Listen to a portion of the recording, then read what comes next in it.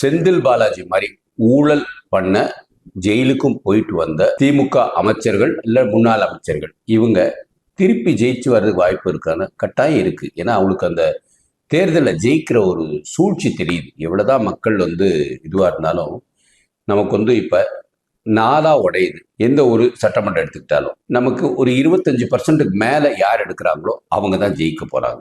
So pass மார்க்குங்கிறதே கிடையாது. உதாரணத்துக்கு ஒரு இடத்துல ஒருத்தர் 26 எடுக்கிறான்னு வச்சுக்கோங்க, திமுக, அண்ணா திராவிட முன்னேற்ற கழகம் இல்லாட்டி அவங்க கூட்டணி 25 எடுக்கிறான்னு வச்சுக்கோங்க, விஜய் ஒரு 24 எடுக்கிறான்னு வச்சுக்கோங்க, பாக்கி இருக்க இது சீமான் ஏதோ ஒரு நடிக்கிறதுன்னு வச்சுக்கோங்க. அப்ப இதுல அதிகமா இருக்கிறது 26. ஸோ அப்ப அந்த 26 எம்எல்ஏ ஆறாரு. 74 பேர் அவரை விரும்பாதவர்கள் இல்லையா? ஸோ பெரும்பான்மையானவங்க பிடிக்காதவங்க தான் எம்எல்ஏ ஆறாங்க. இது உண்மையாவே மக்கள் ஆட்சியா? யோசிக்க வேண்டிய விஷயம். ஏன்னா வெறும் 25-26% இருக்கிறவங்க ஜெயிச்சு வரதுக்குள்ள வாய்ப்பு தான் இந்த எலெக்ஷன்ல இருக்கு. பாஸ் மார்க் கூட எடுக்க முடியாத ஒரு சூழ்நிலையில தான் நம்ம மக்களாட்சி நம்பிக்கிட்டு இருக்கிறோம். இதை மாத்துறதுக்கு நம்ம என்ன செய்யணுங்கிறது கடுமையா யோசிக்கணும். மக்களாக நம்ம தான் யோசிக்கணும்.